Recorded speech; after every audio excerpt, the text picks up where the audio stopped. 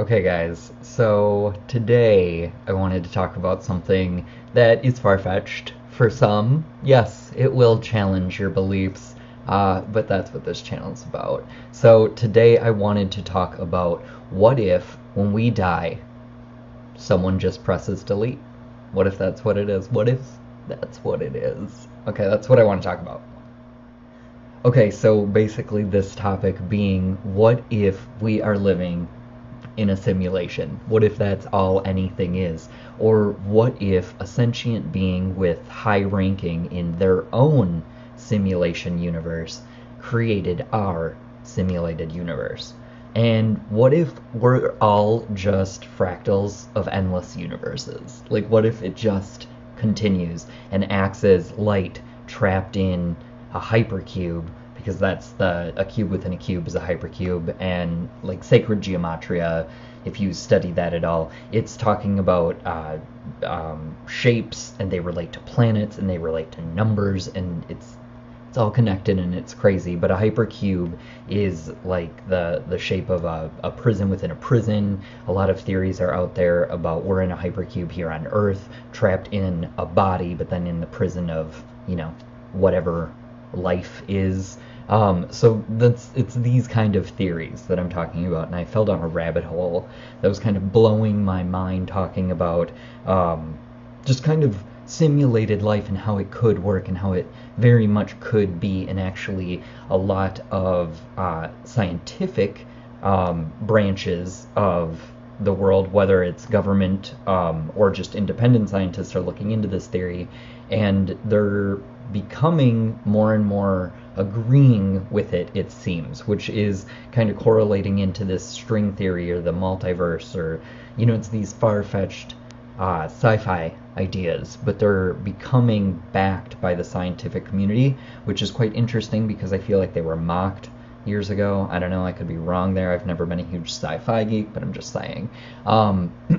Okay, so then when I was falling down this rabbit hole, I was reading some people's comments, and this one person's comment like really got me thinking, because I grew up in the late 80s and 90s, so video games were like all the craze, and it just had me thinking about every time, including games like The Sims, where you're actually in control of creating a life, basically. But any game, if you think about it, what if all those games' characters actually believe that they exist? And what if they think they're making their own conscious decisions? What if? Right? So like every character you've ever played a video game of, no, this sounds stupid and crazy because of course you're probably sitting there being like, no, programmers created them, and people in, office buildings created them. Yes, that's what I'm talking about. That's exactly what I'm talking about. What if we are exactly that? What if sentient beings are in an office building working their mundane 9 to 5, creating the next SSX Tricky, and we're that? Okay, that's just a shout out to one of my favorite games growing up, but no, for real, like what if, right? What if? I'm not saying yes, I'm saying what if. It's very interesting. Okay, and then the comment went on to say we would be their programmers, like I just said, and went through, and they would never know anything about us. They could maybe wonder, but never anything beyond that. And they could never be in our reality. They couldn't understand this because it's far too vast compared to their simulated universe to us. You know what I'm saying? And some people brought up really good points, like no, they have to do specific things, like when you press jump they jump, but it's also, when you think about it, that's just a control system. We have them here every day. When you drive up to a red light, you're gonna stop, you're being controlled. You don't have to. Okay, maybe it's a glitch. I'm just saying, think about it. It's fun to challenge your mind, because this world we're stuck in, it's so black and white and just mundane and gross. It's interesting to find all the shades of color within. Like, we're not seeing anything, and that needs to be understood. Okay, watch my channel more. But then it went on to talk about, okay, this is the part that really blew my mind. So it went on to talk about, what if you found your character in a bad situation? Okay, what if you're running low on lives? What if health supplies are running out? Right, pick your video game, right? What if the game freezes? I don't know what that would mean, but let's just say. Okay, so what if you decide to press reset or to unplug and plug back in. You know, we've all done it, right? You just hit the reset button or power off, power on. Okay, so this person was like, what if in their universe you left them somewhere out there in the ether and it is now engulfed in evil? To me, that was a trip because, well, first of all, over these last couple of years, I feel like things are spiraling out of control and just crazy, and they're not the universe I grew up in. I don't know what's happening.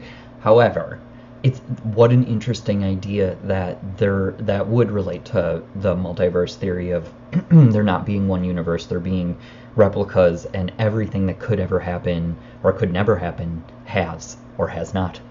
It's one of those unquestionable, riddles, but it's extremely interesting, and I thought that comment was brilliant, and it really kind of covered questions you would ask, like what if, and continue to have more, question everything. I'm not saying don't, I'm just saying what a fascinating concept. And then somebody comment on that comment, and it was like, oh my god, I'm fully understanding your comment. And then he was like, what if Trump was elected because our programmer or our creator is just a teenager who got really bored with the game and the rules we had here in our physical realm. And he was like, what if we were punished with Trump because they want to see what'll happen? They want to incite chaos. They want to incite a chaotic anarchy, if you will. I thought that was brilliant too. I'm like, man, YouTube is brilliant. It gives you so many ideas from different people's perspectives and conscious, and it's incredible. I love this. But yeah, what if it's just some pimply teenage kid who is brilliant in another realm? And I believe there's something in the Bible, I'm not quite sure, I'll have to look this up, but I think it talks about how there's a spiritual world and there's a material world or an earthly realm. And what if the Most High has fixed the laws of the spiritual world so they cannot be changed, but what if the ones here on the material realm are malleable? And the cool thing is, this theory in my mind does not denounce the Most High. It still leaves room for our Father in heaven. If you're a religious person, it absolutely leaves room for there to be an ultimate creator creating the simulated universe that started it all. And then simulated universes spun out of that. He is the creator of the original point of light. Like, in my mind, that's what I see, like a point of light that fractaled out and created all of these simulations that are never ending. And it can't end, but it can never begin, because it's just all, it's omnipresent. Okay. But it was such an interesting idea. But I will say, with all of that being said and all that fascinating topic, I will say that where I'm at now with my learning, the weird reason why I believe this theory is flawed isn't by evidence or fact or anything that I could prove or anything. It's literally via intuition within myself. I know that sounds kooky bananas, but this agenda is really being pushed heavily by elites and mass media. So we're seeing it in media outlets all over the place, being spun and thrown out there. They talk about it on news channels. They talk about it in popular periodicals. It's everywhere. Like, it's being talked about, and I've come to find that the conspiracies they want us to follow are often talked about, but the truth lies dark. Okay, like, it's hidden, and that's what I'm coming to learn. So I'm just thinking, well, this is being pushed on like mainstream media outlets, so that I don't vibe right with the information. Also, I just feel like it gets a lot of like atheists and agnostics fired up. Like, I feel like it's their doctrine they can follow. Like, they can buy into this because it's not a god, but it gives you something to believe in. It's something to believe in. I don't know. It's all interesting and still new to me. Okay, don't jump. But I thought these were fascinating topics. And with all of that being said, and mass media and major politicians across the world, all of that working together, it can manipulate our minds into a way of thinking. Streamline us. And I feel like they do manipulate our conscious that way. They have control of everything we take in. You got to find the cracks of truth. And I feel like when you read truth, it resonates with you. And this information, it does in certain ways and it doesn't in others. And that's what you have to get from everything. Every situation, every person you talk to, you have to have discernment and decide, is this factual or is this too far-fetched, exaggerated, and I need to look into it. That's all I'm saying.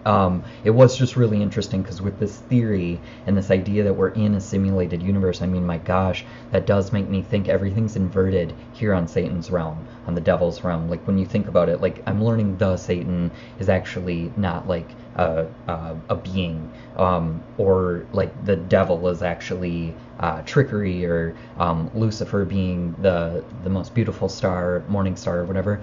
I'm confused as if this was all one person or anything, but I'm saying it as the idea of a presence, an energy, right? The opposite of the Most High. So I'm saying it in that regard for this situation. Just wanted to explain that. Sorry if that took too long.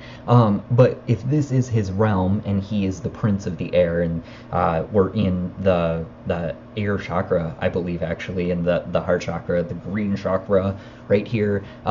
With that being true, I think about how I think of the internet, and how the internet, I feel like, is human consciousness. I feel like it's almost all-knowing, almost. Okay, and it can be scrubbed, which is terrifying, because I don't feel like our Akashic actually can be. I think it's still there, it's in our heart, and it's written there. But with the internet being like this inversion of human consciousness, and I feel like it's Luciferian in ways, and I think it's a really good tool, but I think we could also get the same information meditating and becoming higher beings in some way that we haven't tapped into yet. So with that being said, just think about maybe the idea of the internet being human consciousness that was hacked or turned into tech somehow. Just a very interesting idea. Having a virus in it. That's exactly what they talk about in The Matrix, how Mr. Smith is the virus. It could very much be something like that. But again, I think this theory, it's just one winding road on the path, you know? It's just a way to detour some people. I think that's why it's being heavily promoted. I'm not saying it's wrong. It's fascinating. But I'm saying look into it. So I brought you the information I had on it. I thought it was fascinating. It blew my mind.